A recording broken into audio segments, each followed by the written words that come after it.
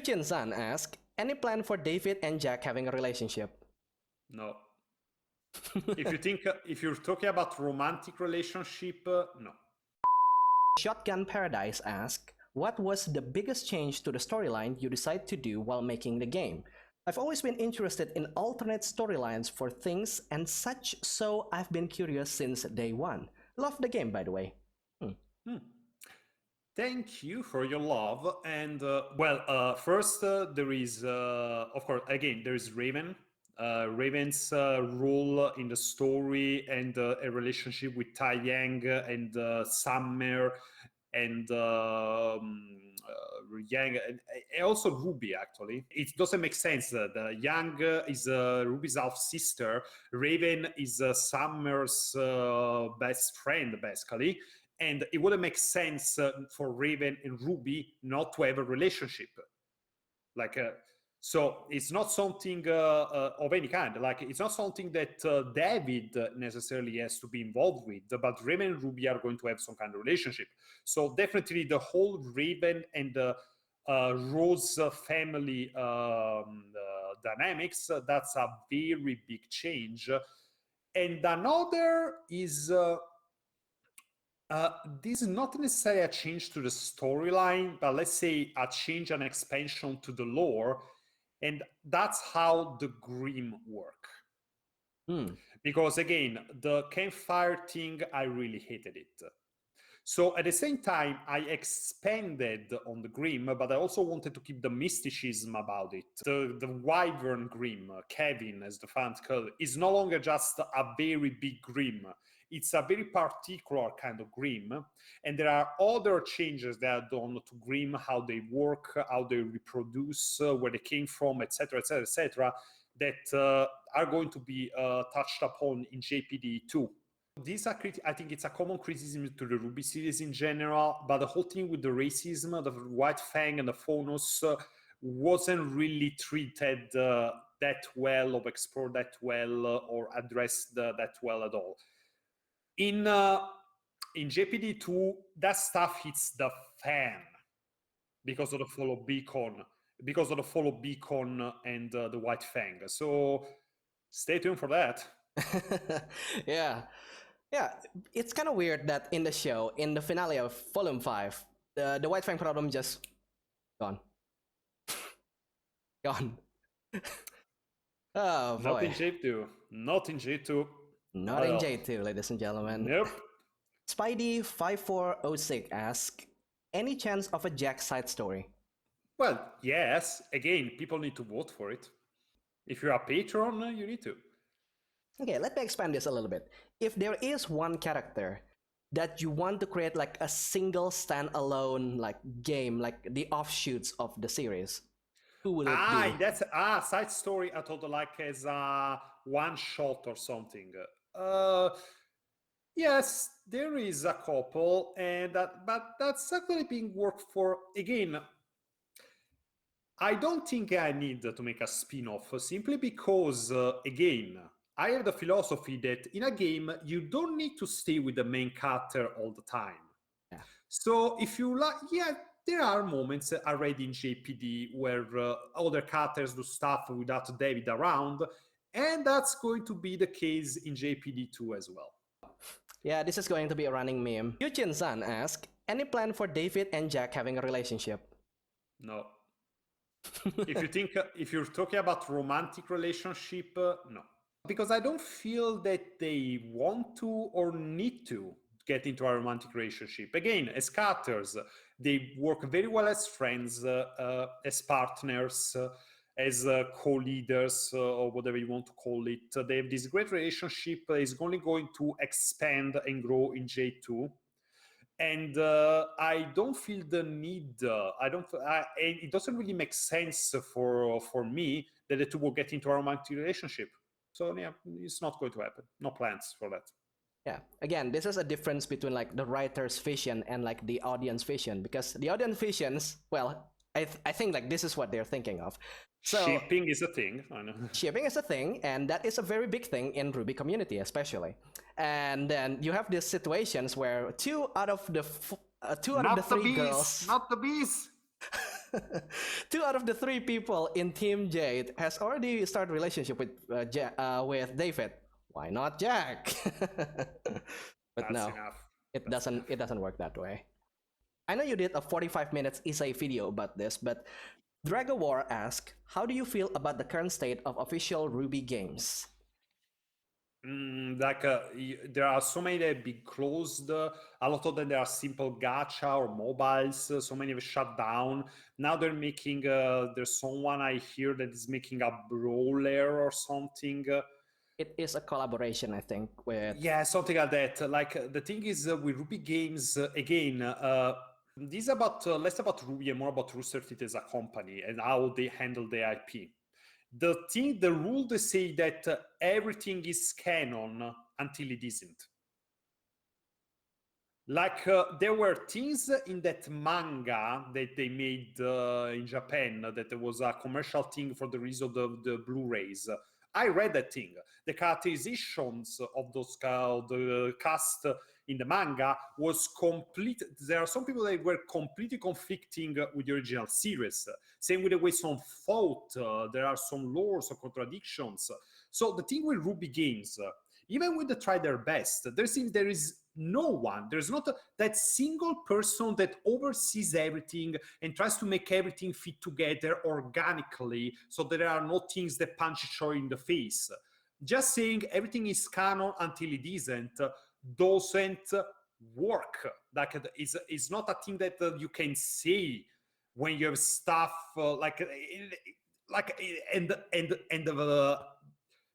those novels, the more I hear about those novels, the more that's not how things work, or this thing doesn't work in the world of Remnant. So when you were submitted this thing, did you say that doesn't make sense, or the only one actually gets submitted it thing, or just the feeling that I have with RWBY extra material, the word big games or novels or mangas or whatever, is that they just give the license and then they just do them whatever they want with the characters. It's the complete opposite of what Disney does with the characters for in Kingdom Hearts, for example. It's the complete opposite. No one is charged, no one is overseeing things. So I feel that RWBY games are just things that they do because it's something you do with a franchise, with an IP. There is no really a concept, nothing like, oh, we can do this thing to add to the franchise, to the IP, to the lore or whatever. It's just something that happens because it needs to happen, but it doesn't really add any added value to the series. They do it to chase trends, even that kind of games they made. Match 3, Clash of Clans, collectible card, they're just chasing trends. So what was, yeah. One thing that I did do, having the characters be used as guests in BlazBlue, that was a good idea, because the characters of RWBY, especially with the original designs from the original seasons, are very they were custom made for fighting games. I remember that Monty Oum declared that when he animated fights and directed fight scenes, he animated them as he would a fighting game. There were no dead points. Everything there's always a counter move to a counter move to a counter move. There's always this flow. So a fighting game is a no-brainer, of course. Yeah. Other than that, let's say that between seasons they had as big of a time skip as I had between JPD 1 and JPD 2. I guess a JRPG or an action game also works. Making an action game about certain missions. But again, that would need the story to be different. Because with the way the story of RWBY is right now, the way they brought it, you can't really do a lot of tie-ins that make sense. They tried it with the novels, and some of the stuff they came up with in the novels is, what the hell are you doing? Yeah. Maybe one thing that I can think, make it, a standalone prequel game about Summer, Rose, and Raven. Yeah, that's a good idea. That would be interesting. Make them the only two playable characters, though. I don't really like Crow or Taiyang that much. Make it about them. But I think is again, when I think of that, I think of my version of Summer Rose and Raven. So, you know, the thing is that the story of RWBY and the way the series is right now, as a whole, right now, doesn't really lend itself a lot to games. So, yeah. Yeah, because, well, they kind of build up this story, like saving the world story, right? So anything that does not relate to saving the world, it doesn't make sense. Yeah, exactly. Even stuff that could go somewhere, like the White Fang, they cut it off. Yeah. They cut it off. It's all about saving the world from this evil. There is nothing about, you know, nations, people, reactions like that. There's nowhere to go. There's nowhere to go. Yeah. ShinyBoots ask, when is your next rap trap single coming out? When I have the time and the inspiration to make it.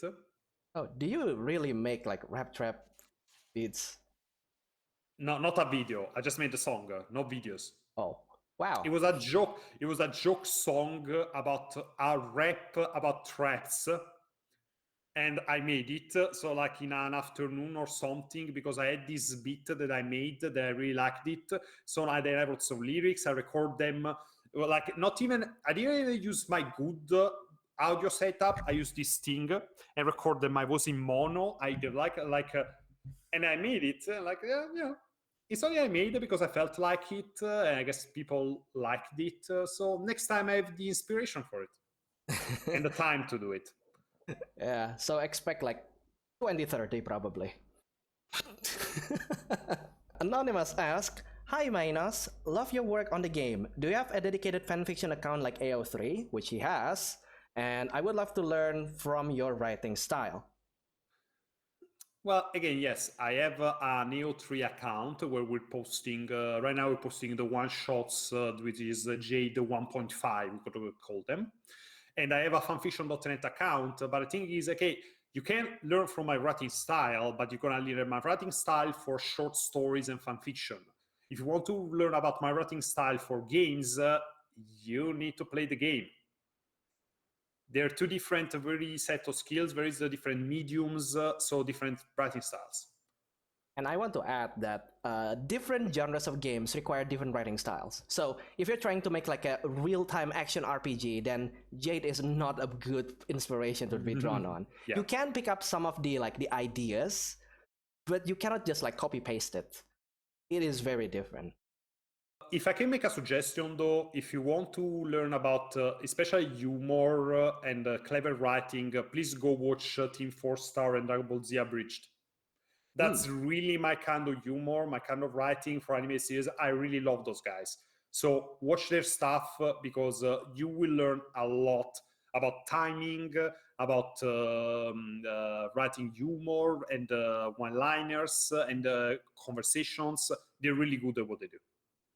I will definitely check it out after this. Anonymous asked, what is your favorite OST and event in the game? My favorite OSTs, because there is two. Okay, one is Dream of Jade, for sure. And the other is Invincible, which is the background music track for the fight between Penny and Pyrrha. Oh yeah, that one is quite a banger. Yeah, those are my two favorite. And a close second is Indigo, the theme song for Team Indigo. And actually, yes, the battle between Team Jade and Team Indigo may be my favorite moment of the game. Yeah, and that's why I titled that video like the best fight scenes in the entire game. Like, yes. The Battle of Wits in there is just crazy. Wow. Yeah, because again, I couldn't... I can do it as an animated thing because I couldn't make an animated series. I couldn't write about the fight, and there were of course the fight moments as a actual fight mechanics. So I had to think of other ways to make that long fight 4 versus 4 be entertaining. So and I really like what I came up with. So that may be my favorite moment of the game. And also the ending. I really like the final battle. I really like again, I like coming up with clever ideas to get out of situations. I subscribe to the JoJo style of fighting, not to the Dragon Ball Z one. Personally, my favorite track is going to be the Ospin's track, the green. That Yes. one is like okay. Probably I'm biased here, but I do like the concept of like manipulating time. You already hinted at that, right? You already hinted Ospin's power when he goes into hangout with Janara, and when Janara's ice cream dropped, the time stops. Yes. How do I miss that one? No, again, because it's one of those things that you can hint at. You don't need to over-explain it and lampshade it and put, look here, pay attention to this. This is important. You just put it there. You put hints, and then when people, like some people can guess, some people can wonder, then you get the reveal, and it's more fun that way. I always use, yes, I did hint at that, to the point that I also use the same sound effect when the Ospin saved the ice cream, and then when he fought Cinder and Amber. It's the same sound effect when he activates the semblance. The way that you write fight scenes is almost always about like the battle of wits, right? They know that they cannot defeat Ospin. Every time they defeat him, it's going to roll the clock back. So exactly. They make him kill himself. Oh pretty boy, that is genius. It's a fight, but the thing is, a lot of times in a fight, defeating the enemy is not the only way to win. If you find yourself in a tough situation, at a certain point you have to stop and think, wait a minute, what is it that I'm trying to accomplish here? And then you look at it, it's true. I may not be able to defeat this person because it's more powerful than me, but that's not what I'm here for. If I can find a way to do what I came here to do without actually defeating that person, that's also fine. Okay, this one. Anonymous asks, who is the best girl and why is it Weiss? That's a good... Okay, if I had to ask, if we're talking about original RWBY, the most attractive girl to me was Blake. Oh, so you like mysterious, sexy type of girl? Well, yeah, but also because they gave her some hints of like other stuff. Like I love the long hair, I love the eyes, everything, and also like those cute moments. Because before what happens in the later volumes, Blake had some moments of levity. Like I remember that an episode in season 1 when Weiss is doing a class test fight against Grim, and Blake out of nowhere pulled out a small flag to cheer. She was intriguing, she was mysterious, but she also seemed fun. Also, the books, and love of reading, that felt to the wayside as well. So I really liked Blake from the first volume the most from RWBY. If we're talking about the game right now, well, I'm sorry, but you can't beat Neo. Sorry.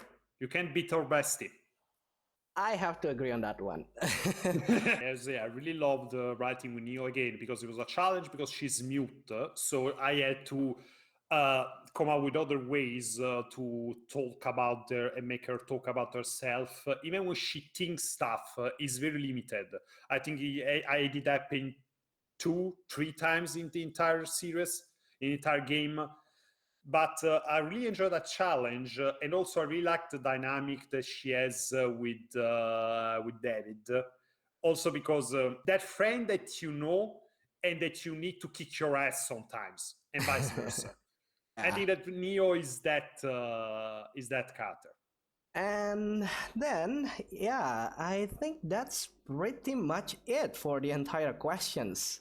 Wow. Oh my god. Yeah, it's almost 4 hours. My god. All right, and that's pretty much it for the fan questions. Now, if you have any further questions, audience, you can go ahead and join the Discord channel. Meinos is always online right there. Well, not always, but every time I'm online, he is also online, so I can vouch for him. I just wanted to thank you for the support you've been given to the game, the series, and exposition, and a lot of thanks for actually making this happen, because I tried to do some Q&A before, answering some questions, but I never had the opportunity to actually sit down and go through all the thoughts and all the questions one might have and put everything important about the game in one sitting. And you're probably going to split it in different videos, let's say, because again, this has been a long interview, but I really wanted to thank you because I really needed, I really wanted to just sit down and talk about the game and everything surrounding it and all the details. And really, thanks for the opportunity, and you're awesome. And thanks. Yeah, you're welcome. As like a fellow creative people, I know like you need like those channel, right? When you're making something, then you have like a lot of those like hidden explanations on why you put those things together. And the way that you finally managed to have like a channel that you can tap in, like, okay, this is why it is there.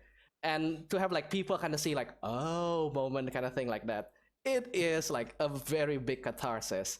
But at the same time, though, I have to apologize to you that I ask a lot of questions about the sequel, and I know how much you want to tell everything about the sequel, but you have to hold yourself together.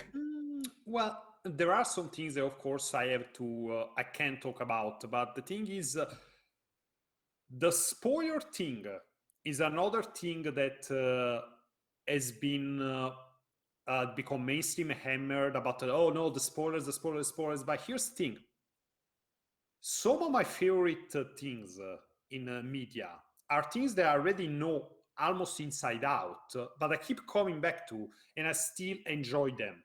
So my thing is, it doesn't matter that even a good story, something is going to last for a long time, is something that you can still enjoy it, even if you have spoilers.